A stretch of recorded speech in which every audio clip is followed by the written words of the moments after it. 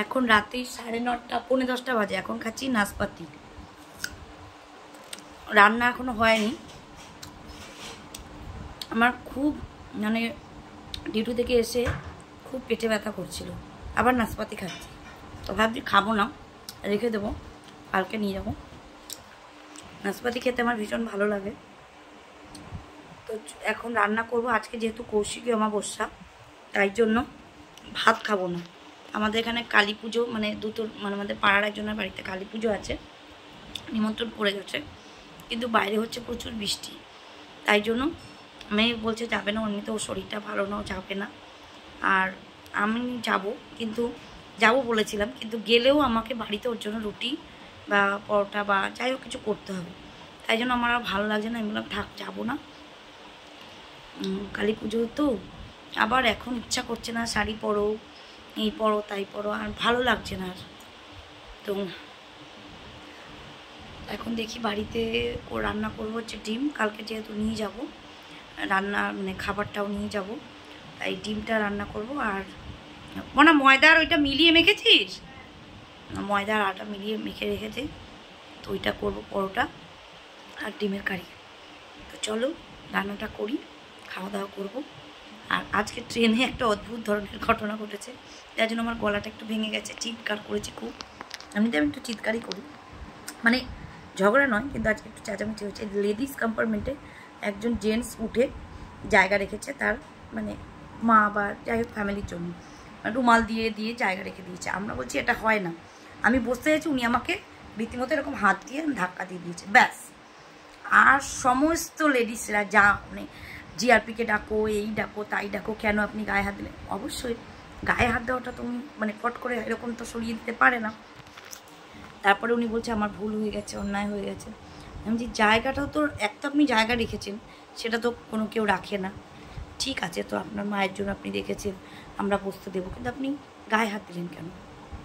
এই নিয়ে হয়েছে। তো চলো খাবারটা করি, খাবারটা করা হয়ে যাক, তারপরে কথা বলছি।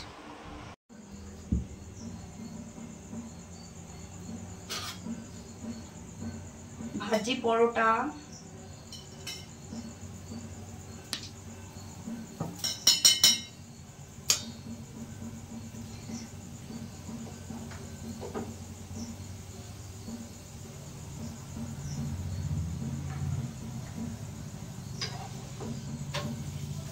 পরোটা ছিটকে তেল চলে এসে, ছিটকে।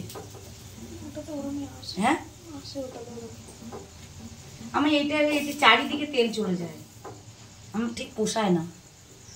তোমাদের কোনটা ভালো লাগে, লোহার কড়াই না ননস্টিকের? আমি যদি বলি যে আমার লোহার চাটু ভালো লাগে, এই দেখো 3 কোনা পরোটা, কে কে খাবে চলে আসো।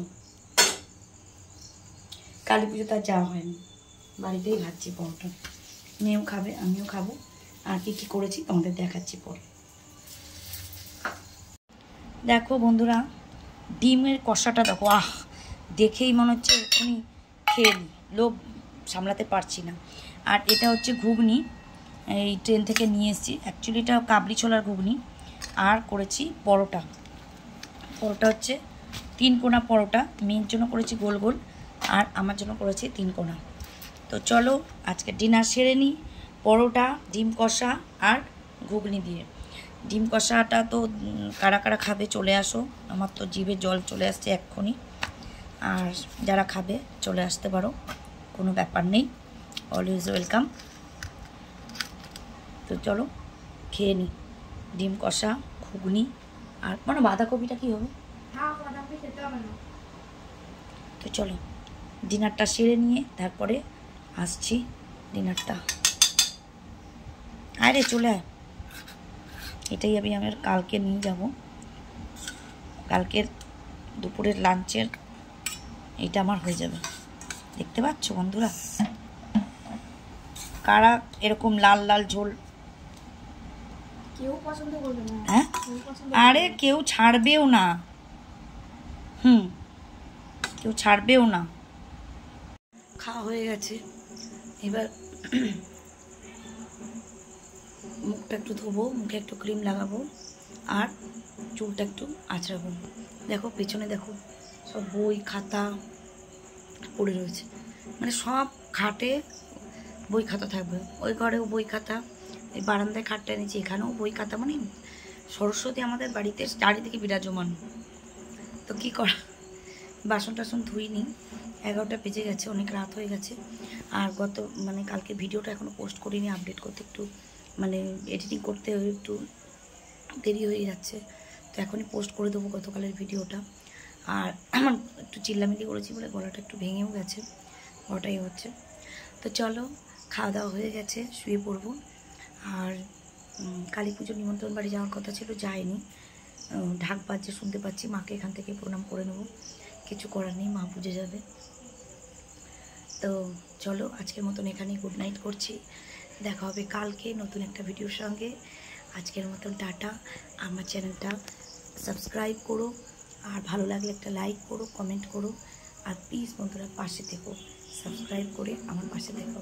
তো আজকের মতন টাটা, গুড নাইট।